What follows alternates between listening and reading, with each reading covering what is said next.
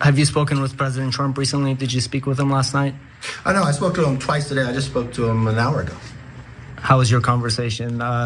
Did you talk to him about the New York Times report and the conversation you had about potentially asking him to resign? Because the conversation here is what they said we did, we never did. I mean, I never asked President Trump to resign. Trump 24, a lot of people want Trump to run again, right? I believe they do. Do you want him to run again? It'd be good for business. It'd be good for capitalism and it'd be good for this country because I believe he does stand for everything that we believe in as Americans.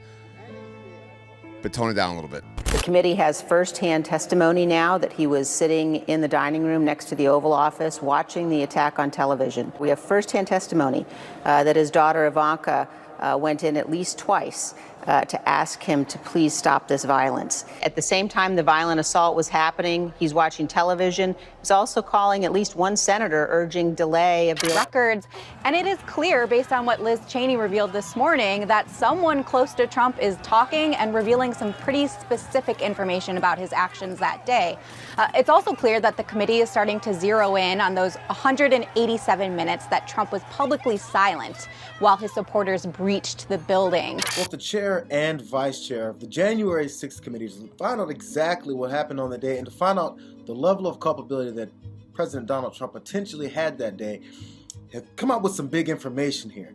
But I think the question is how can this be used and where will it fit in with this investigation? I mean, because if you stop and think about it for a second, can he be guilty of dereliction of duty? Because that's what Representative Cheney was talking about there, as people came into the Oval Office and implored him over and over and over again, hey, stop this, Donald. Hey, maybe you can stop them. Maybe you can stop your followers from doing this. Hey, we need you to stop this from happening.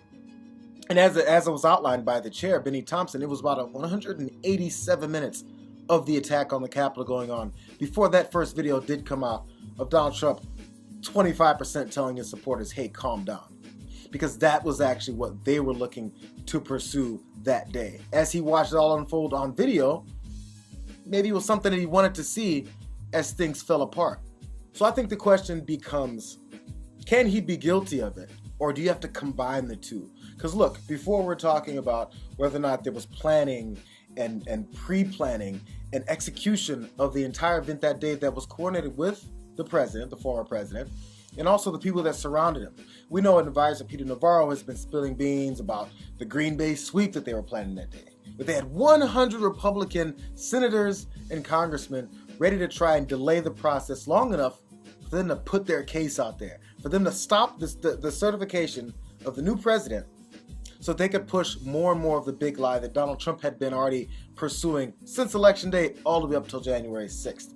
So they thought they had a nice opportunity. And now telling the story, I think they're trying to separate the two. Just trying to make it seem like, hey, so we had nothing to do with that planning of those attackers and those violent folks. We had something to do with the white collar version of subverting an election, the political way of overturning an election that was obviously lost from our side. So sure, President Trump could have walked straight from the Oval Office to a briefing room and been on television immediately to stop everything. That's bad enough. The question is, are they going to now connect that to some kind of pre-planning? And then after maybe that original version of trying to subvert the election didn't work, then as the violent folks went in, the foot soldiers, the MAGA foot soldiers, once they went in, was it then game on? And maybe that's the next stage of their defense. Yeah, sure, he kind of enjoyed it, but he didn't really want it to happen originally. He just saw it happening organically.